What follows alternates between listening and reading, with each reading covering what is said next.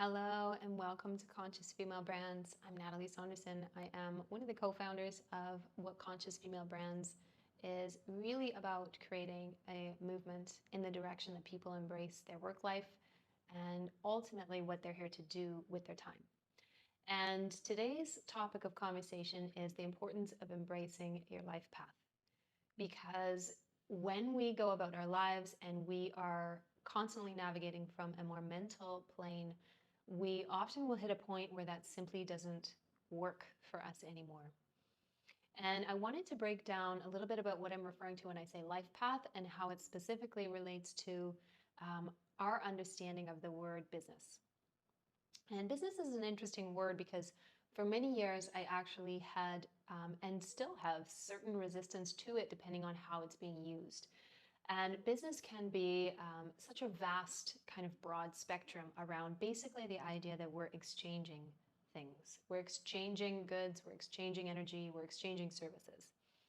And because we're walking our way through a paradigm where there's been a massive imbalance of how this exchange has occurred, there are many different layers of the type of business that you would be referring to. And so in this video, I'm going to be talking about conscious business. And conscious business is basically someone who is able to look at the whole spectrum of ripple effects that their services or their offerings has on a larger scale. So it's not just a simple exchange, it's really looking at the ripple effect of how that entire business is operating. And when we look at creating a business or we look at our intention behind a business, I've noticed that over time there tends to be very similar trends, or let's say patterns, around the intention at the inception of that business. And it got me really thinking about the concept as a yogi, as a longtime yogi, that I firmly believe, which is that we do come in to this life with a specific path.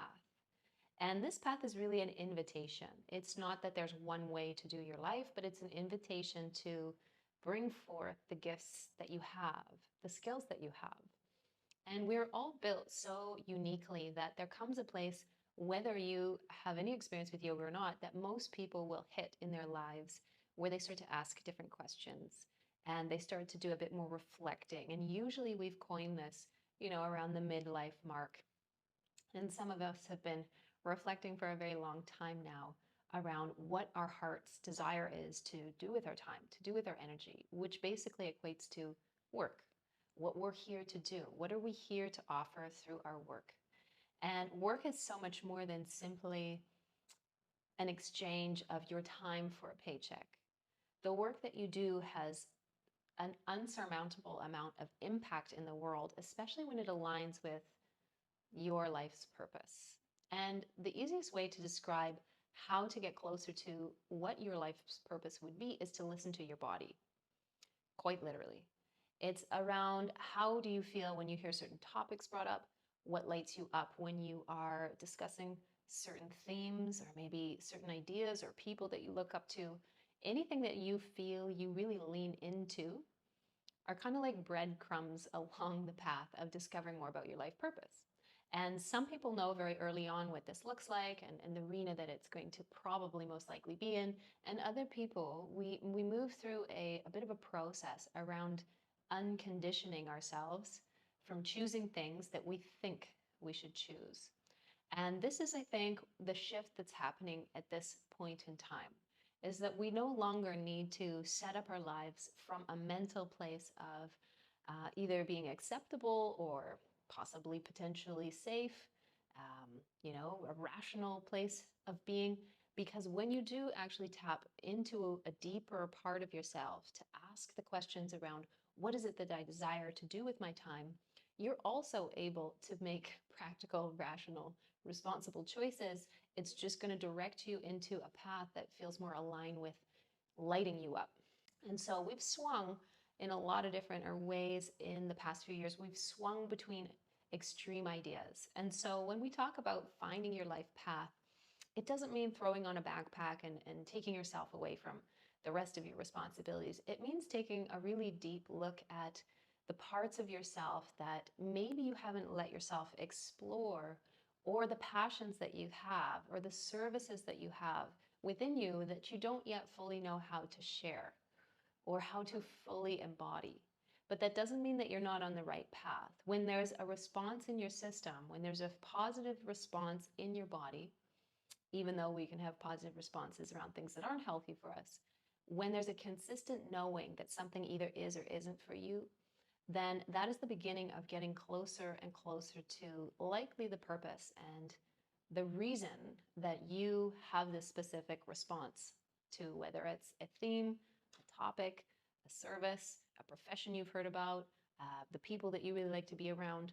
All of those act like clues to get you even closer to your specific life path. And I also wanted to address an area that I think is really important, because sometimes along the journey of you getting closer to your life path, it's going to look like moving away from what you were doing before. And so I'll say that again. When you start to pursue this inquiry within yourself, maybe you've been on this path for a long time and you already know that you're heading in the right direction. But for other people, it takes a few years to really understand that you are built a very specific way, right? The longer that you get to know yourself, the more time you spend on this earth living in this body with this kind of system, with this personality, there's a very unique makeup that is you. And so once you start to do a bit of digging, sometimes what people find, especially if they're in that adult arena already, midlife, a little later than midlife, what can happen when you find a thread that is drawing you forward, it can actually look like it's taking you away from either what you've known, who you used to be, and sometimes also people in your life will have a hard time embracing that shift that you are feeling drawn to make.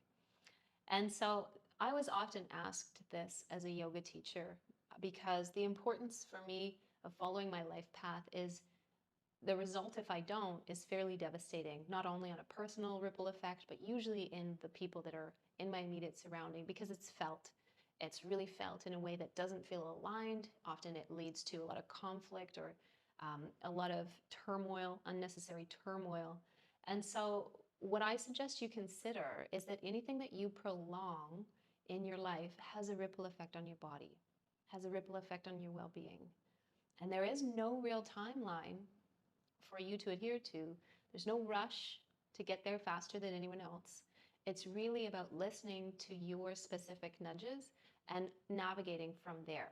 So even if you begin this inquiry at 24 or you begin this inquiry at 44, you're usually starting right at the place where you're ready to kind of have this line of opportunity available to the way that you move through and make choices for yourself. And so when you go about pursuing your life path or starting to ask more questions about what do I really want to be doing with my time, you may have to face the idea that you might not make choices that everybody loves. And that is simply the immediate situation, because change quite often is going to feel exciting on one end. It's also going to be releasing something on the other side of that. And it's just important to remember that even if you weren't to follow through with that invitation to investigate, what is my life path? What is it that I want to create in this world? And what do I want to offer?